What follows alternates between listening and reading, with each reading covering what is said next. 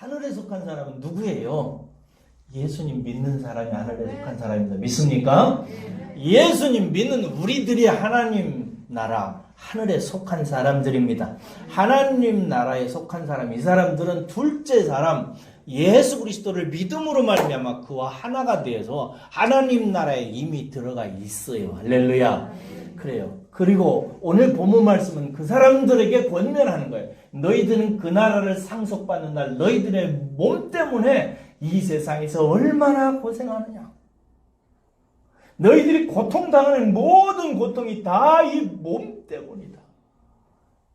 그런데 마지막 일곱 나팔이 불 때 너희들 몸이 완전히 새로워질 것이다.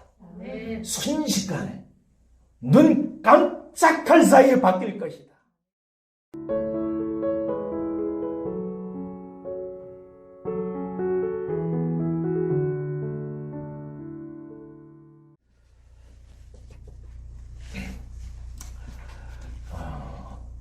요즘 저의 작은 즐거움 중에 하나는 영국 프리미어리그 토트넘이라고 하는 축구팀에서 활약하고 있는 손흥민 선수의 경기를 보는 것입니다.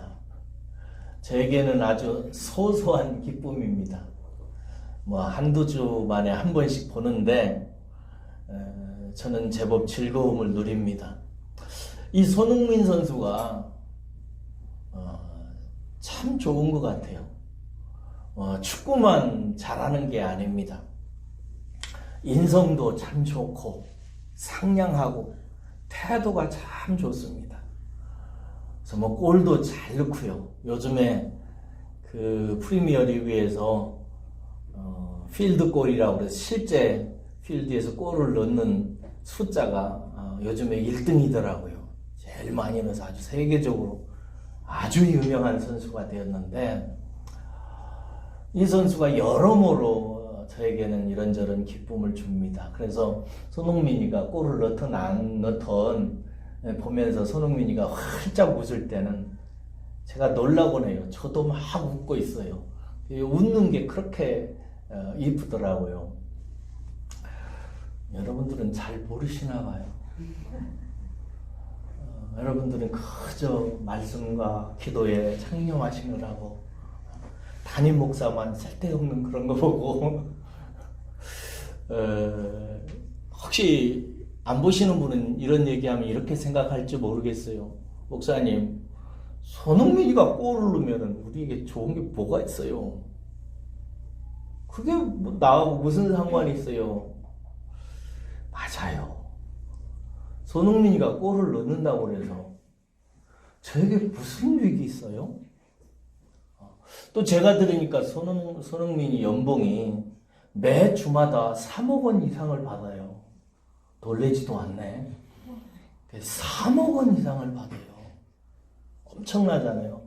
그렇게 많은 돈 그가 받는데 내게 300원이라도 떨어지는 게 있나요?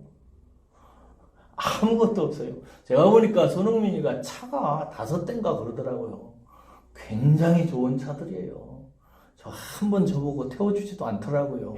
아무 소용도 없어요.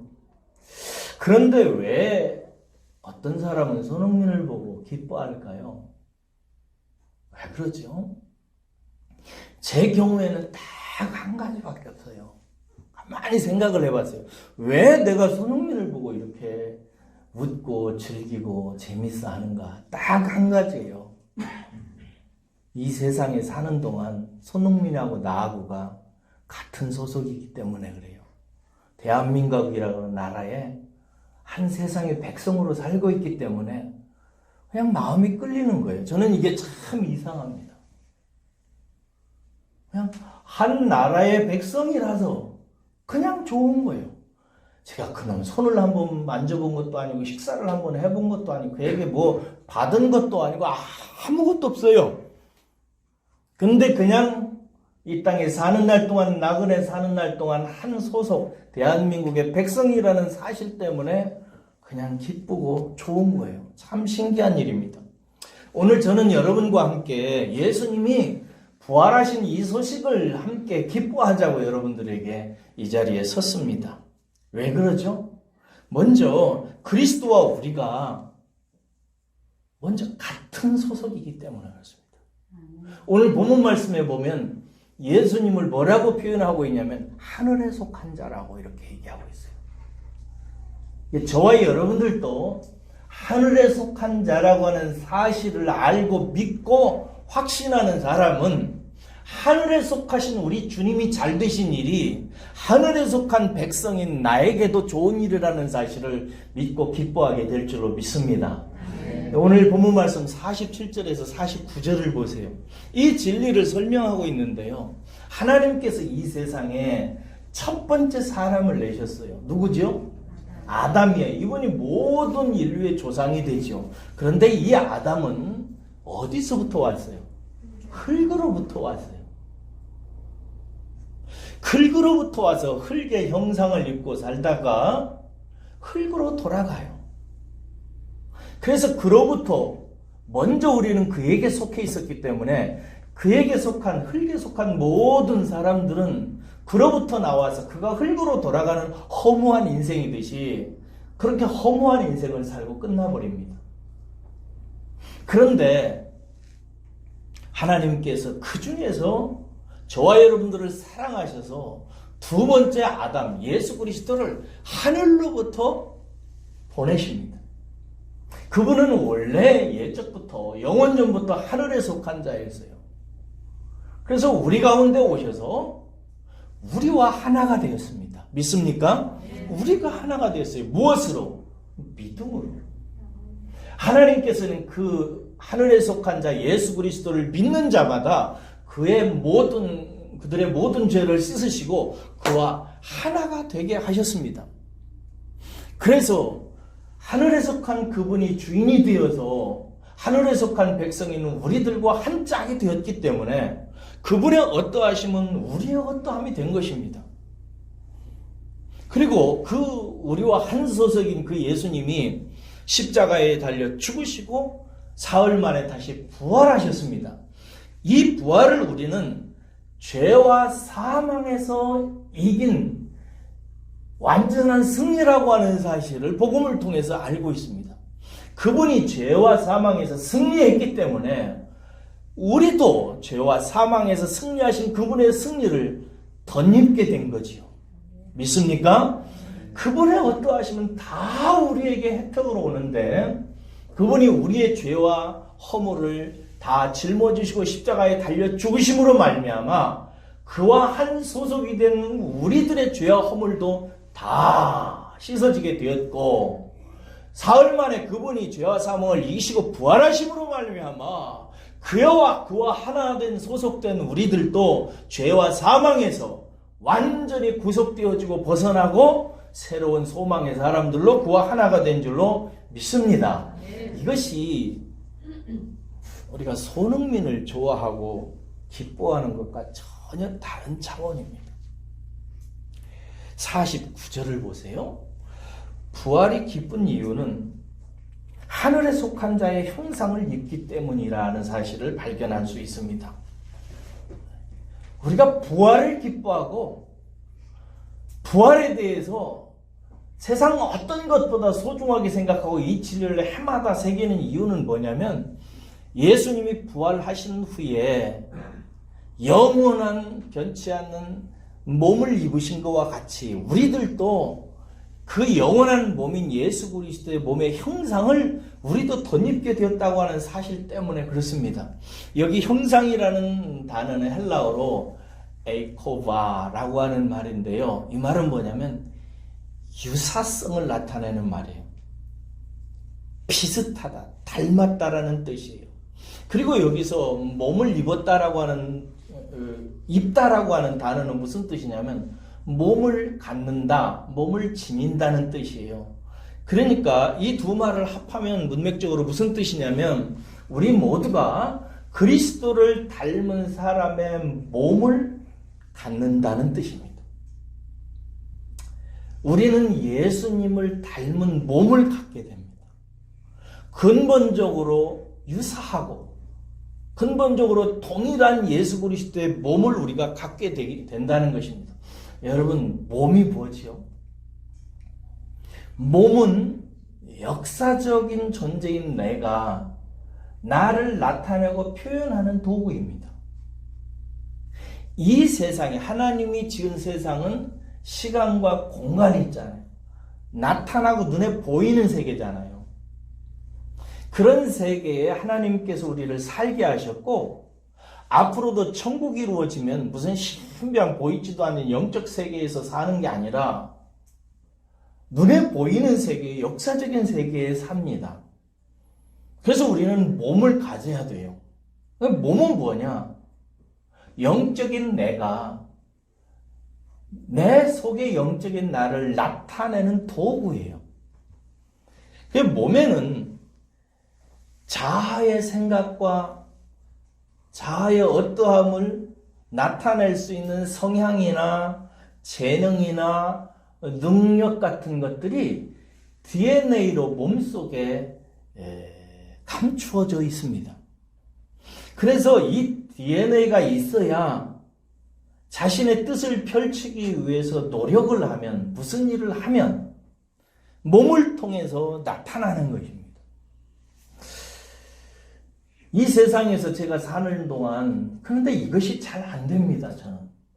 여러분들은 어떤지 모르겠는데, 저는 손흥민 선수처럼 축구를 잘하고 싶습니다.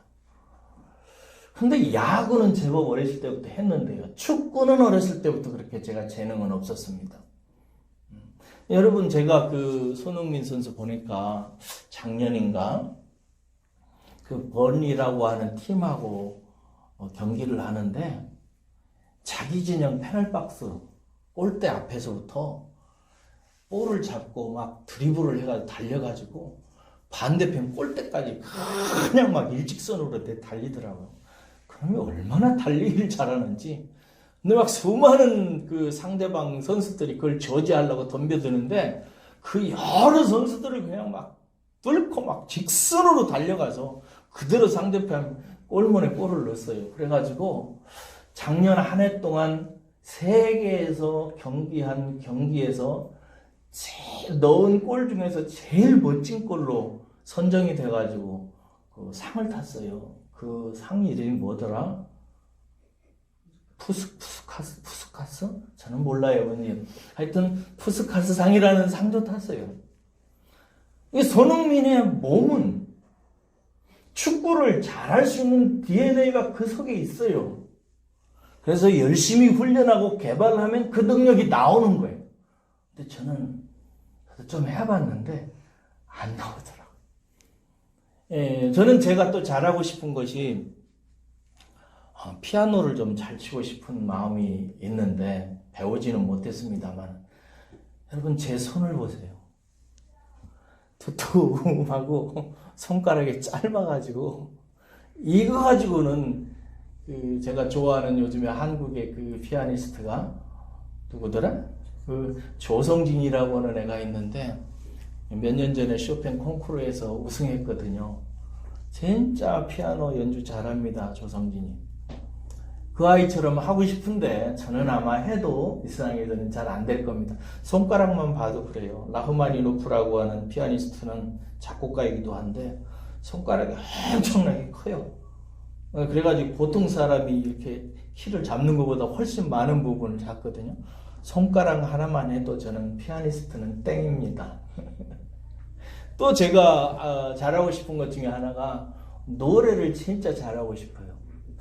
젊었을 때는 조금 했는데 나이가 들면서 이제 찬송가를 하고 목소리에 힘이 많이 들어가다 보니까 요즘에는 찬송가나 복음성을 녹음해서, 요새는 안 해요. 몇 년 전까지 하다가 해가지고 들어보면은 형 목소리가 아니에요.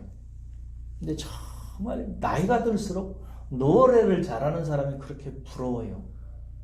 다 이런 것들은 마음속에 소원이나 음악적 감성이나 이런저런 재능이 있어도 몸이 안 따라줘서 나타내지를 못하는 것입니다. 특별히 이 세상에 사는 사람들의 몸의 가장 큰 문제 중에 문제는 뭐냐면 하나님의 나라에 적합하지 않다는 것입니다. 여러분, 이 세상이 옛날부터 역사가 진행되어지고 있는데 이 역사의 목표가 뭔지 아세요? 하나님이 하늘과 땅과 별과 모든 만물을 지으시고 태초에 일을 시작하시고 마무리할 때까지 역사가 진행되어져 갑니다. 이 역사의 진행 방향은 어디를 향해서 가는지 아시죠? 하나님의 나라가 완성되는 것입니다. 저는 여러분들이 이 사실을 정말 깨달아야 됩니다. 여러분들의 인생의 목적도 여기에 있다 있고 하나님의 모든 일하심은 하나님 나라 천국을 완성하는 데 목적이 있습니다. 그런데 여러분, 이 하나님 나라에 이 몸이 적합하지 않아요. 왜냐하면 이 몸으로는 오늘 본문 말씀에 보면 하나님 나라를 상속받을 수가 없다고 이렇게 얘기해요. 혈과 육이라고 표현하고 있는데 이 몸을 상징하는 혈과 육으로는 그 하나님 나라에 들어갈 수도 없고 그 하나님 나라를 우리가 상속받을 수 없다고 본문에 나와 있어요. 왜 그럴까요? 원래 이 몸은 어디서부터 온 거예요? 흙으로부터 온 거예요. 그래서 어디로 들어가요? 흙으로 갑니다. 이 몸은 흙으로 가는 몸이지 하나님 나라로 들어가는 몸이 아닙니다. 흙으로 들어가는 몸은 그래서 여러 가지 얘기를 할 수 없습니다만은 흙으로 들어가는 몸은 연약해요. 영원한 진리를 담지 못합니다. 그래서 타락에 길들여지기 쉽고 오염되기 쉬웠고 한계가 많아요. 특별히 죄로 말미암아 우리의 몸속에는 죄의 DNA가 들어오고 죄의 성향이 들어와서 이것으로는 하나님 나라에서 나타내려고 하는 의를 나타내는 것이 아니라 죄와 허물을 통해서 사탄의 영광만을 나타내는 도구입니다. 그래서 이것으로는 하나님 나라를 상속을 받을 수가 없어요. 그래서 그리스도의 예수님의 부활하신 영원한 나라를 상속하기 위해서 새 몸을 입으신 예수 그리스도의 형상을 우리도 덧입어야 예수님의 나라에 우리도 소속된 자로서 예수님처럼 하나님 나라를 상속받을 수가 있습니다. 세 가지가 새로워져야 되는데요. 첫째는 우리의 자아가 새로워져야 되고, 둘째는 우리의 마음이 새로워져야 됩니다. 셋째는 우리의 몸이 새로움을 입어야 돼요. 근데 우리가 예수 그리스도를 믿음으로 말미암아 나라고 하는 영적 자아가 거듭났죠. 할렐루야. 주 예수 그리스도를 믿은 사람들은 다 거듭나는 줄로 믿습니다. 거듭났어요. 그래서 우리의 속 사람은 거듭나서 하나님 나라를 상속받을 수 있는 영적인 자아가 되었어요. 두 번째는 뭐냐? 마음도 새로워져야 돼요. 생각하고 느끼고 결정하는 인격의 주체인 마음이 새로워져야 됩니다. 이걸 이제 성화라고 하는데 마음이 새로워져야 돼요. 근데 하나님께서는 구원받은 자기 백성들에게 새 마음을 주실 것을 에스겔서와 같은 데서 끊임없이 예언하셨고, 예수 그리스도를 믿고 거듭난 사람들에게는 마음이 날로 새로워집니다. 로마서에서 바울이 얘기했듯이 세상을 분별하고 마음을 새롭게 함으로 라고 표현하고 있죠. 마음을 늘 새롭게 해서 세상을 분별해서 하나님의 뜻에 맞게 살아갈 수 있도록 하나님께서는 우리의 마음을 새롭게 하세요. 근데 세 번째가 뭐라고 그랬어요? 몸도 새로워져야 돼요. 이 몸으로는 아무리 거듭난 사람의 속마음이 하고 싶은 게 있다고 그러다 이 몸으로는 안 됩니다. 이 몸속에 수많은 욕망과 죄악과 더러움이 길들여져 있어서 이 몸을 가지고는 안 돼요. 그래서 바울이 로마서 7장에서 오호라 난 곤고한 자로다. 이 사망의 몸에서 누가 날 구원하랴.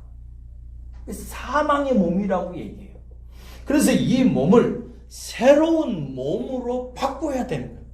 이것을 보여주는 것이 예수 그리스도가 부활하시고 나서 새 몸을 입으신 모습입니다. 우리가 속한 주 예수 그리스도의 몸이 새로움을 입었다는 것은 오늘 본문 말씀에 보면 우리도 새 몸을 입게 하실 것을 보여주는 하나님의 계시의 성취인 것입니다. 그래서 예수님이 부활하심으로 말미암아 거듭난 우리가 장차 새 몸을 입어서 하나님 나라라고 하는 영원한 천국을 완전히 상속받게 될 것을 우리에게 보여주고 있는 것입니다. 여러분, 저와 여러분들의 몸은 새로워집니다. 할렐루야. 네, 새로운 몸을 입게 됩니다. 여러분들은 천국에 가서 뭐 하고 싶으세요? 축구하실 분 계세요? 마음껏 할 수 있습니다. 피아노 잘 치고 싶은 분 계세요? 얼마든지 할 수 있습니다. 또 과학자로 사실 수도 있습니다. 이런 얘기하면 뭐 이상한 소리로 들리세요? 여러분, 천국에 피아니스트가 있을까요? 없을까요? 있어요. 있다는 사람 손 들어보세요. 예. 없다. 나머지는 뭐예요? 가만히 있는 거예요. 정확히는 모르겠어요. 하나는 있지 않을까요? 그렇지. 천국도 역사적인 나라입니다. 네. 역사적이에요. 천국도 땅이 있고 나무가 있고, 그렇죠? 동물들이 있고, 다 고을도 있고, 그렇지, 있어요. 그래서 그 나라에도 저는 축구한다고 생각하는 사람이에요. 혹시 틀릴 수도 있어요. 하나님이 또 너희들 축구하지 마라 하면 못하는 거지. 예, 피아노도 칠 수 있고, 바이올린도 칠 수 있고, 그림도 그릴 수 있고, 다 합니다. 저는 그렇게 믿어요. 여러분들은 천국에 가서 뭐 하고 싶으세요? 지금부터 기도하는 거 저는 괜찮다고 생각합니다. 그런 기도 제목 멋지지 않아요? 그런 기도 제목 한번 상상하면서 가져보시라고요. 저는 합니다. 저는 천국에 가서도 신학을 하고 싶습니다. 주 전공은. 하나님 나라는 어떤 곳인가? 영원히 하나님의 영광이 선포되는 곳입니다. 하나님의 영광은 어떤가? 하나님의 어떠하심이 지으신 피조물을 통해서 나타나는 것을 말해요. 하나님은 영이시기 때문에 안 보이지만 하나님의 어떠하심은 자연 만물과 사람을 통해서 하나님이 어떤 분이시가 계속 나타나요. 오늘 나타나면 다 나타나나요? 아니, 그 다음날 또 새롭게 나타나고 그 다음에 또 100년 후에 또 나타나고 영원히 하나님의 새로운 면은 드러납니다. 신학은 뭔가? 하나님이 어떤 분이신지를 연구하는 학문입니다. 저는 이 땅에 사는 날 동안도 밤낮으로 신학을 합니다. 그런데 이 몸으로는 너무 한계가 많아요. 일단 조금만 하면 졸려요. 그만하고 싶어요. 힘듭니다. 머리가 모자라요. 머리가 나빠가지고 굉장히 고생을 합니다. 근데 천국에서는 하나님을 알 수 있는 재능과 능력이 얼마든지 내 몸 안에 받쳐주도록 되어 있어서 하나님을 영원히 알아가는데 지장이 없다고 저는 그냥 믿습니다. 내가 복음이에요. 꼭 맞는다는 얘기는 아니에요. 그렇다고 틀릴 일도 저는 없다고 생각해요. 그래서 열심히 신학을 해가지고 천국에 있는 우리 그 백성들에게 저는 끊임없이 아침과 저녁으로 하나님에 대해서 강론하며 가르치고 하나님을 가르치고 싶어요. 네. 아멘 해주셔서 감사합니다. 여러분들도 꿈을 꾸시기 바랍니다. 이렇게 우리는 하나님 나라의 상속을 받아서 하나님 나라에서 하나님의 백성으로 살 수 있게 합당한 몸을 돌려받게 되는 것입니다. 그런데 어떻게 몸을 돌려받게 될까요? 예수님의 몸의 일부를 떼어가지고 이식수술을 할까요? 그건 세상의 이제 방식인데 어떻게 할까요? 51절에서 52절 보세요. 우리 함께 읽겠습니다. 시작. 보라, 내가 너희에게 비밀을 말하노니 우리가 다 잠잘 것이 아니요 마지막 나팔의 순식간에 호련히 변화되리니 나팔 소리가 나매 죽은 자들이 썩지 아니할 것으로 다시 살아나고 우리도 변화되리라. 보라. 성경에서 보라라는 것은 마치 보물단지를 뚜껑을 확 열고 ቧ 하고 얘기하는 그런 그 문법적 방법입니다. 하나님의 계시의 뚜껑을 탁 열어버리면서 봐! 비밀이다 이렇게. 비밀의 한 일면을 얘기하는데 좀 실감나게 원문을 읽어봤더니 이렇게 돼 있어요. 저는 원문 읽기를 좋아합니다. 늘 실감이 나요. 분명히 뜻이 밝혀져요. 보라, 내가 비밀을 말한다. 그것은 우리는 잠자지 않고 모두가 변화될 것이라는 사실이다. 이렇게 51절에서 얘기해요. 그리고 52절에 뭐라고 했냐면 순식간에 눈 깜빡할 순간에 마지막 나팔 소리가 들리면 죽은 사람들이 썩지 아니할 몸으로 일으켜지고 우리는 다 변화된다. 53절 보세요. 왜냐하면 썩을 이 몸이 썩지 않을 것을 입어야 하고 죽은 이 몸이 죽지 않은 것을 입어야 하기 때문이다. 54절 썩을 이 몸이 썩지 아니할 것을 입고 이 죽을 몸이 죽지 아니할 것을 입으면 그때의 승리가 죽음을 삼켜버렸다. 기록된 말씀이 이루어질 것이다. 여기서 승리가 죽음을 삼켜버렸다라고 하는 이 말은 이사야서 25장 8절에 있는 예언된 말씀이에요. 하나님께서 이사야를 통해서 이미 오래전에 승리가 죽음을 삼켜버렸다라고 선포하셨어요. 이런 말은 참 기가 막혀요. 이사야가 살던 시대는 옛날이잖아요. 그렇죠? 예수님이 부활하셔서 승리가 죽음을 삼키게 되는 것은 미래잖아요. 그런데 이사야가 미래에 벌어질 일을 뭐라고 기록해요? 승리가 죽음을 삼켜 버릴 것이다 이렇게 얘기하네요. 버렸다라고 얘기해요. 이미 하늘에서 이루어진 사실이에요. 여러분, 우리가 새 몸을 입는 것도 이미 우리는 새 몸을 입었습니다. 할렐루야. 이미 다 성취된 거예요. 하나님의 영원한 시각에서 보면, 영원한 시선에서 보면 이미 우리는 새 몸을 입었고 천국의 유업을 받은 사람들입니다. 할렐루야.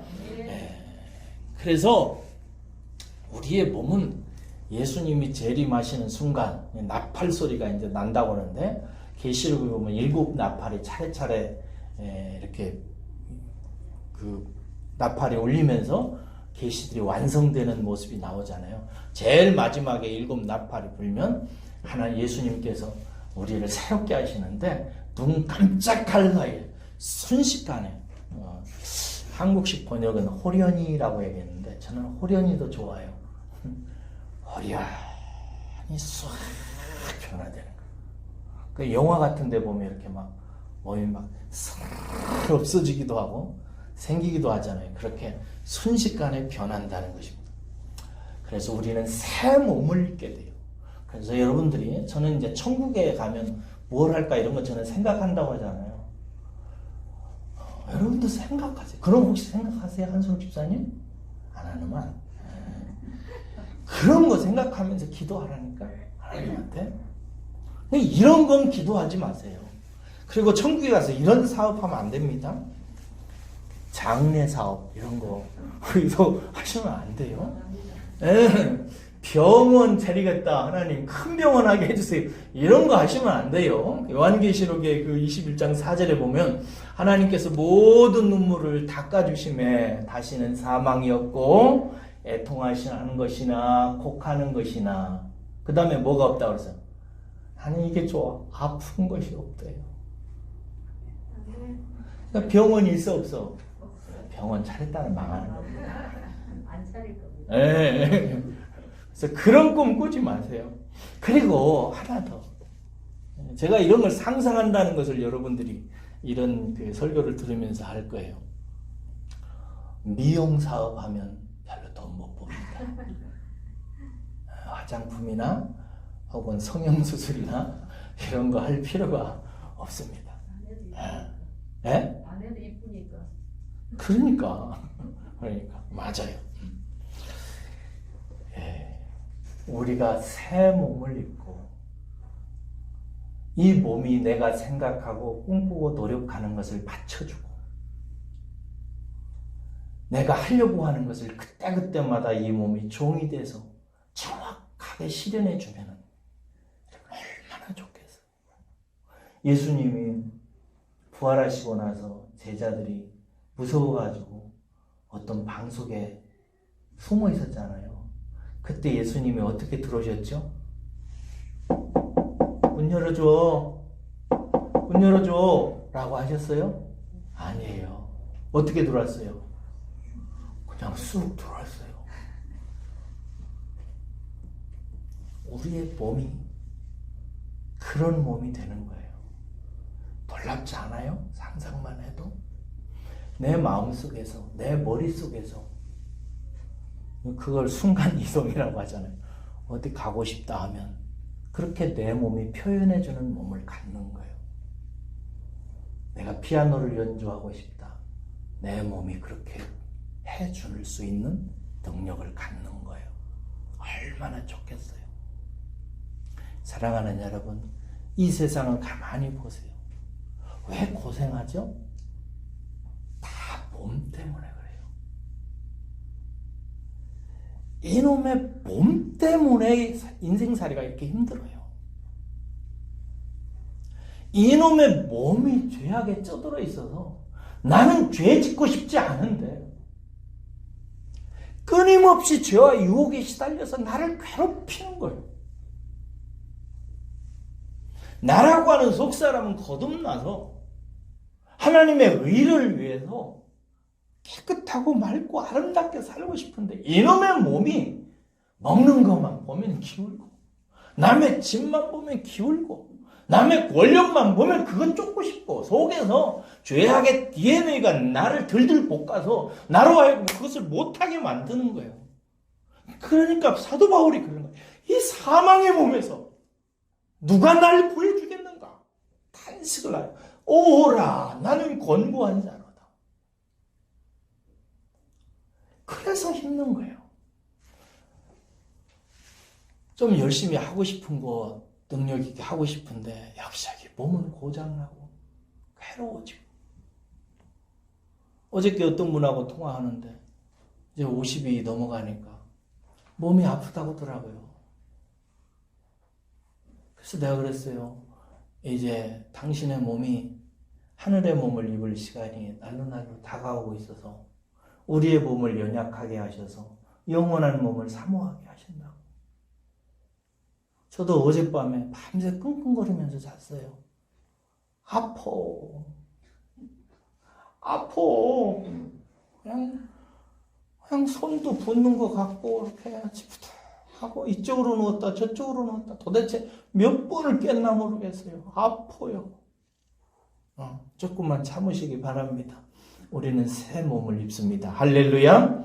네.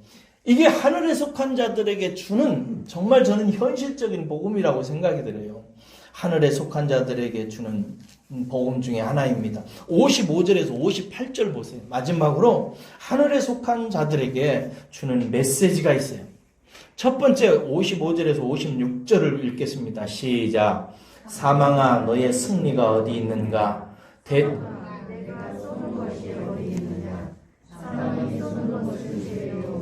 내 권능은 율법이라. 제가 그 원문을 읽었네요.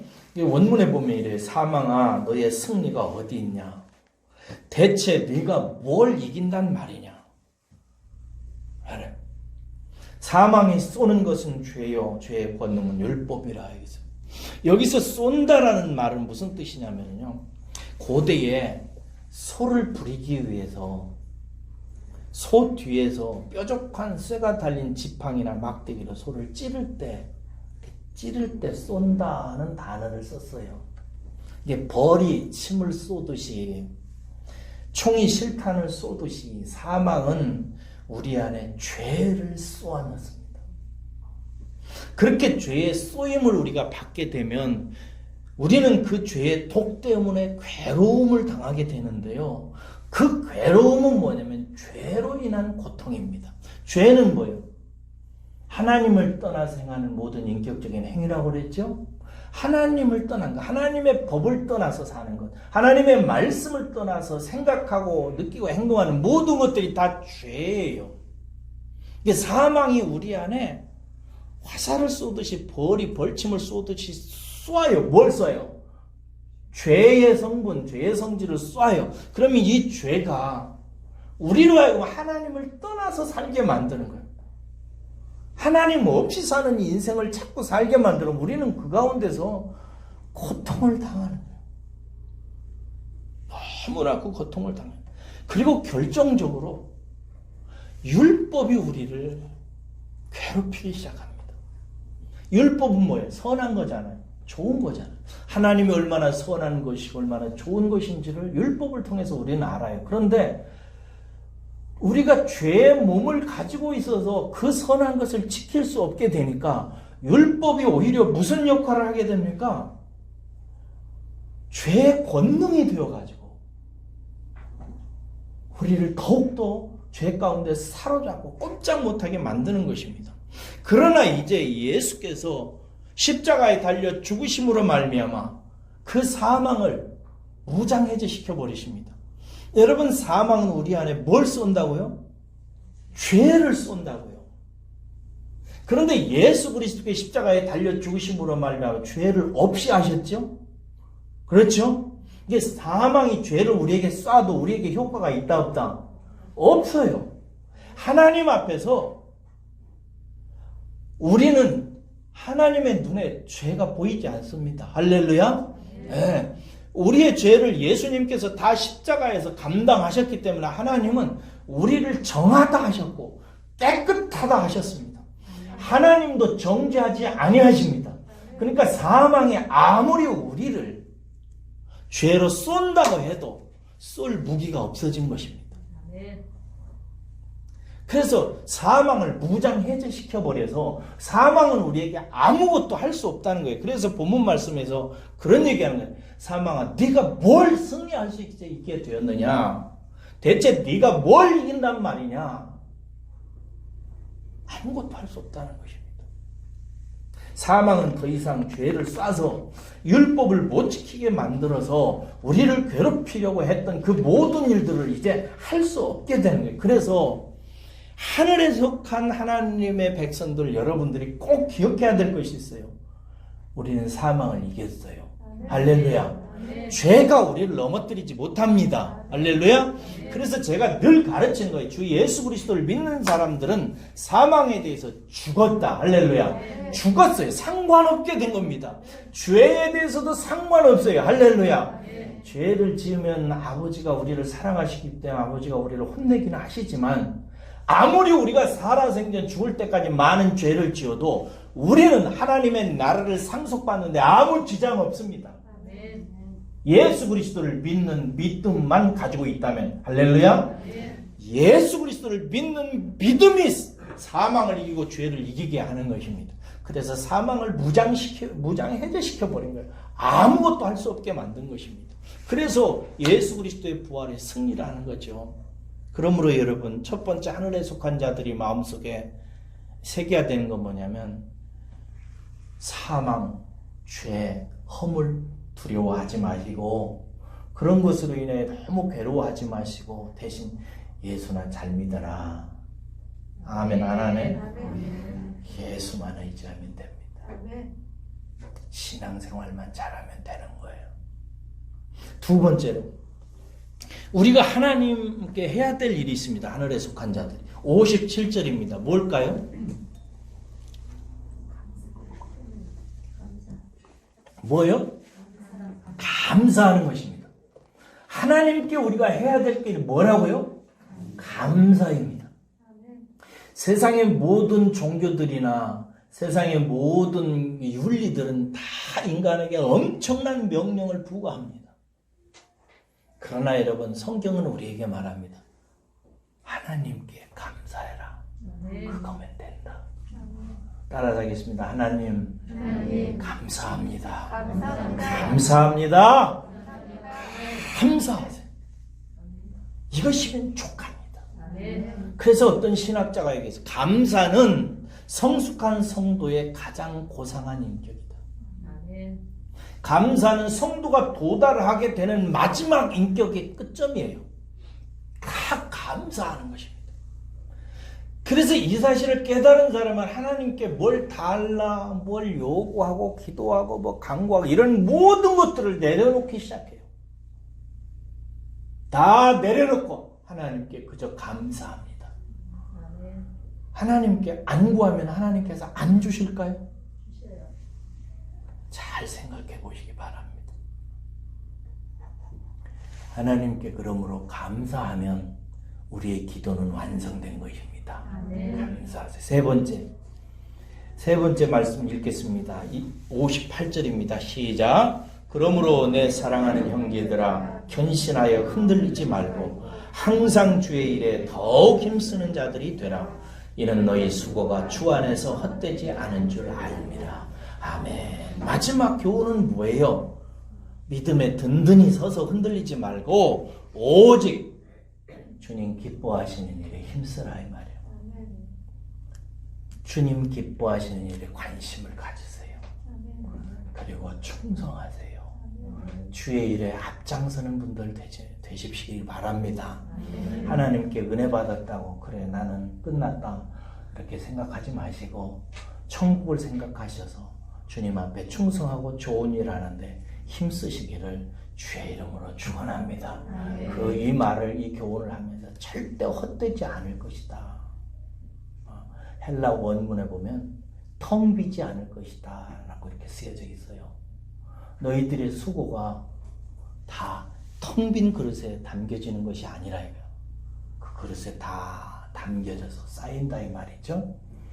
하나님께서 그걸 기억하신다는 것입니다. 한 20년쯤에요. 25년쯤 됐을까요? 우리나라 서점가를, 기독교 서점가를 태풍처럼 쓸고 지나간 책 한 권이 있습니다. 하늘에 속한 사람이라는 책이에요. 중국의 윈 형제라고, 브라더 윈이라고 하는 사람이 쓴 책이에요. 중국의 가정교회가 있잖아요.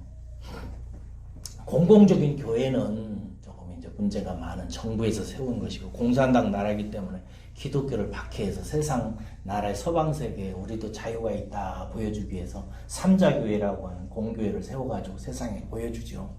근데 그 교회는 그냥 거의 그저 그런 교회고, 진짜 교회가 있잖아요. 지하교회 혹은 가정교회라고. 가정교회 출신이었던 브라더 윈이 공산당으로부터 신앙 때문에 받은 박해와 또 그 속에서 경험한 놀라운 기적들을 적어놓은 책이에요. 하늘에 속한 사람. 얼마나 멋진 제목이에요. 제가 다 읽어보고 저도 은혜도 받고 그랬는데, 무슨 얘기가 나오냐면 거기 보면 베드로와 그 일행들이 왜 감옥에 갇혔을 때 기도해가지고 옥문이 열리고 나오잖아요. 그런 얘기들 나오는데, 이 브라더 원도 똑같은 일을 체험합니다. 공산당이 잡혀가지고 감옥에 들었는데요. 옥문이 스르르 열려가지고 자기가 나오는데 보초들이 보지도 못해요. 그런 얘기도 있고요. 또 기억나는 것이 금식 기도를 했는데요. 물도 먹지 않았는데 73일을 합니다. 진짜인가요? 그래가지고 이런 하늘에 속한 사람이 이런 세계를 경험하고 우리가 이런 세계를 경험하는 것은 하늘에 속한 사람이다. 이런 주장을 했어요. 근데 나중에 지금은 이 사람이 쏙 들어갔어요. 어디 있나서 모르겠어요. 허위와 과장으로 기독교를 속였다는 소문들이 나오기 시작했고, 중국 가정교에서 발표가 났고, 그리고 또 한국에서는 이 사람의 신학이 신비주의에 속한 이단이라고 이렇게 얘기도 하고 이랬어요. 여러분, 하늘에 속한 사람은 뭐 이렇게 신비하고 문이 열리고 이런 것을 경험하거나 이런 일을 할 수 있는 사람에서 하늘에 속한 사람이 아니라 하늘에 속한 사람은 누구예요? 예수님 믿는 사람이 하늘에 속한 사람입니다. 믿습니까? 예수님 믿는 우리들이 하나님 나라 하늘에 속한 사람들입니다. 하나님 나라에 속한 사람, 이 사람들은 둘째 사람 예수 그리스도를 믿음으로 말미암아 그와 하나가 되어서 하나님 나라에 이미 들어가 있어요. 할렐루야. 그래요. 그리고 오늘 본문 말씀은 그 사람들에게 권면하는 거예요. 너희들은 그 나라를 상속받는 날 너희들의 몸 때문에 이 세상에서 얼마나 고생하느냐. 너희들이 고통당하는 모든 고통이 다 이 몸 때문이다.